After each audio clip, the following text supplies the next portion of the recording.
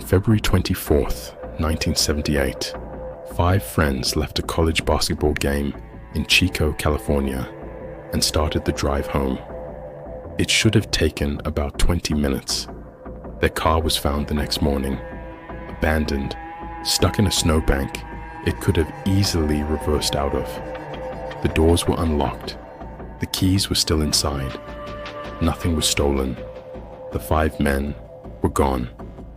When they were finally found months later, deep in the mountains, barefoot, starved, one of them locked inside a cabin stocked with everything he needed to survive.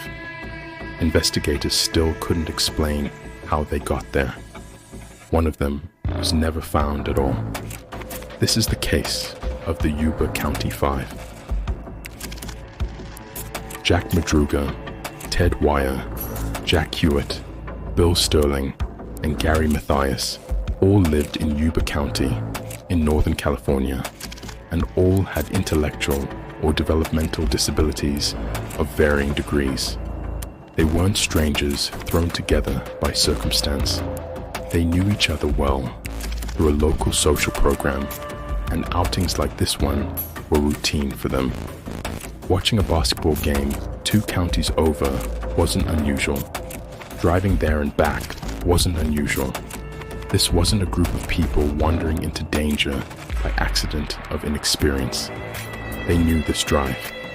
Jack Madruga was the one behind the wheel that night. By most accounts, a careful, responsible driver who others trusted with the car.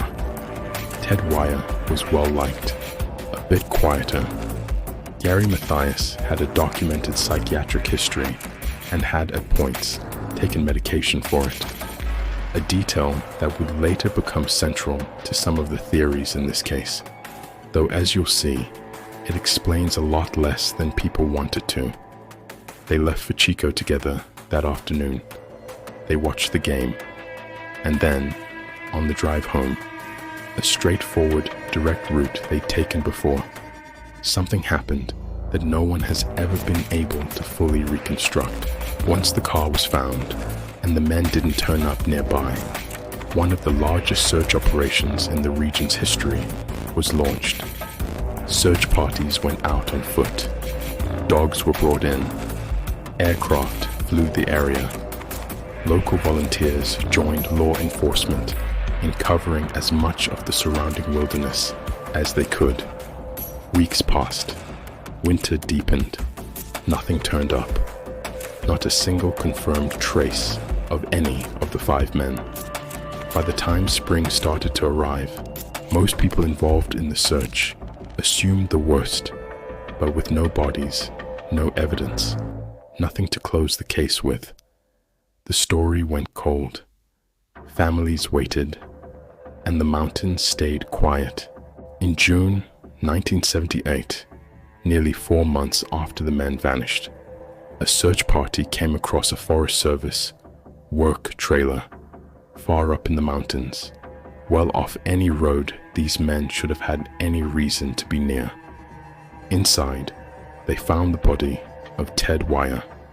What they found around him is the part of this case that has stayed with investigators and researchers for over 4 decades. The trailer wasn't empty of resources.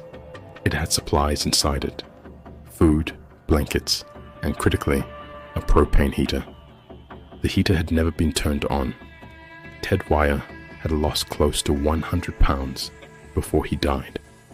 Investigators believed the cause was a slow, prolonged combination of starvation and exposure.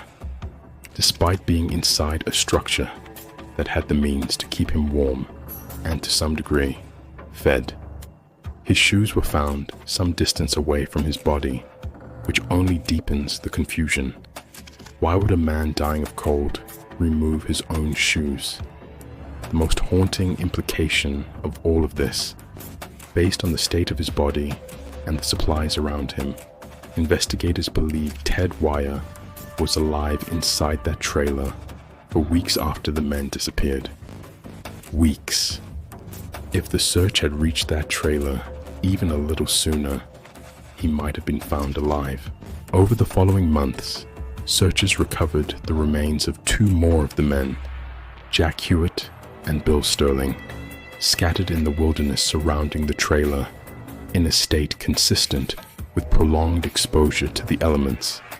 Jack Madruga's body was also eventually found in the same general area. Gary Mathias was never found. Not his remains, not his clothing, not a single confirmed trace. To this day, here's where the case stops being just tragic and starts being genuinely strange.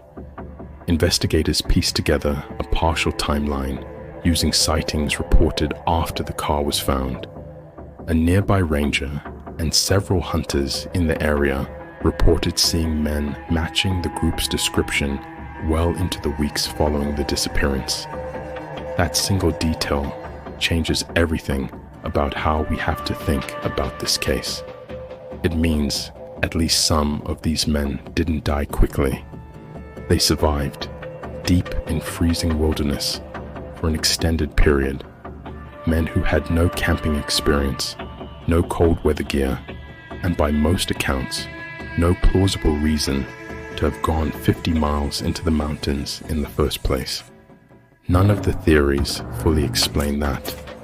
One theory holds that the group got disoriented on the drive home, maybe after a wrong turn or a minor incident on the road, and made a cascading series of poor decisions in the dark and cold that carried them progressively further from any help. A second theory centers on Gary Mathias specifically. Given his psychiatric history, some investigators have wondered whether a break tied to missed medication triggered erratic behavior, and that he may have influenced or led the group on the unplanned detour that got them stranded in the first place. It's a theory that tries to explain the why, but it still doesn't explain how four men with no wilderness experience apparently survived, mobile, for weeks afterward, without ever reaching the ranger or hunters who were reportedly nearby the entire time. A smaller, more unsettling theory suggests something or someone else may have been involved, given how far off course the group traveled and how long some of them apparently lasted without ever seeking out the help that, according to those sighting reports, was closer than anyone initially realized. No version of events fully accounts for everything. The unstuck car, the 50-mile detour, the weeks of apparent survival, the unused heater, the missing shoes, and the one man who simply was never found. The case remains open today. Gary Mathias has never been found, alive or dead, and there is still no definitive account of what happened between the moment that car came to a stop in a snowbank 50 miles off course, and the moment, 4 months later, that a search team found Ted Wire lying in a locked trailer next to supplies he never used. It's a case with an ending, technically. Bodies were found, and a story of exposure and starvation was pieced together. But it's a case without an explanation. And that gap between what happened and why it happened is exactly why it hasn't let go of the people who've studied it for over 45 years. If you want the deep dive on the ranger and hunter sightings, the timeline that suggests these men were alive and moving for weeks longer than anyone expected, let me know in the comments and I'll break that down in a follow-up video.